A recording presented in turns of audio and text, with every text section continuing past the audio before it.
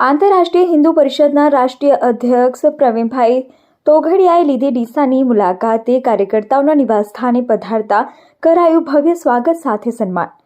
દેશમાં 1 લાખ કેન્દ્ર પર સાપ્તાહિક હનુમાન ચાલીસા કેન્દ્ર અભિયાન અંતર્ગત આંતરરાષ્ટ્રીય હિન્દુ પરિષદના અધ્યક્ષ ડોક્ટર પ્રવીણ તોગડિયાએ ડીસાની મુલાકાત લીધી હતી, જેમાં તેમણે આગામી ચૂંટણીમાં ફરી ભગવો લહેરાશે તેમ જણાવ્યું હતું।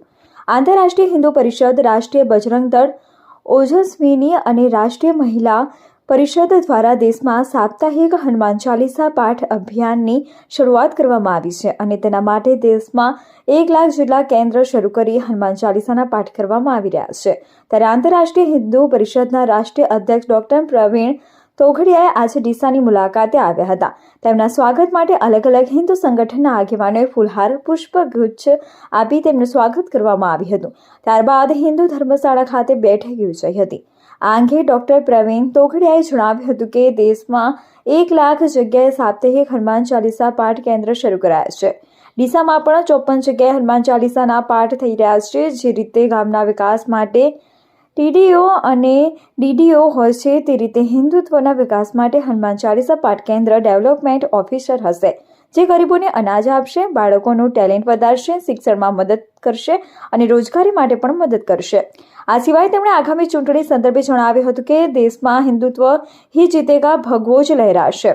આંતરરાષ્ટ્રીય હિન્દુ પરિષદના પ્રવીણભાઈ તોગડિયાજીએ ડીસાની મુલાકાતે આવતા જિલ્લા મહામંત્રી ઈશ્વરભાઈ પટેલ, જિલ્લા રાષ્ટ્રીય બજરંગ દળ રમેશભાઈ જેઠવા, મંત્રી જતીનભાઈ સોની, જિલ્લા ઓજસ્વીની પ્રમુખ સંતોષબેન પ્રજાપતિ, ઉત્તર ગુજરાત પ્રાંત ઉપાધ્યક્ષ સુરેશભાઈ ગુપ્તા, રાષ્ટ્રીય કિસાન પરિષદના જિલ્લા મંત્રી દિનેશભાઈ ચૌધરી સહિત ડીસા શહેર પ્રમુખ વિનોદભાઈ લોઢા, રાહુલભાઈ મહેશ્વરી, હેમજીભાઈ ઠાકોર સાથે મોટી સંખ્યામાં સંગઠનના હોદ્દેદારો અને કાર્યકર્તાઓ ઉપસ્થિત રહ્યા હતા।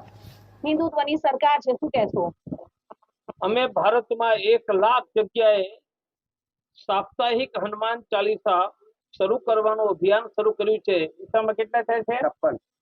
ડીસામાં 56 હનુમાન ચાલીસા કેન્દ્ર ચાલે છે।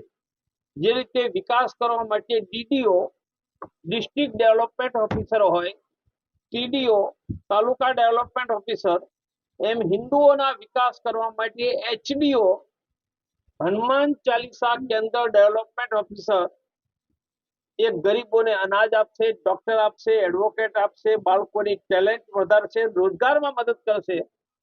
આવું અભિયાન અમે આખા દેશમાં ચલાવ્યું છે અને ડીસામાં 54 હનુમાન ચાલીસા કેન્દ્ર સાથે આખા ગુજરાતમાં સૌથી સફળ કામ ચાલી રહ્યું છે। સાહેબ, લોકસભાની ચૂંટણી આવી રહી છે, હિન્દુત્વની સરકાર છે, લોકસભામાં સરકાર હિન્દુ ही जीतेगा, भगवा लहरा जाएगा।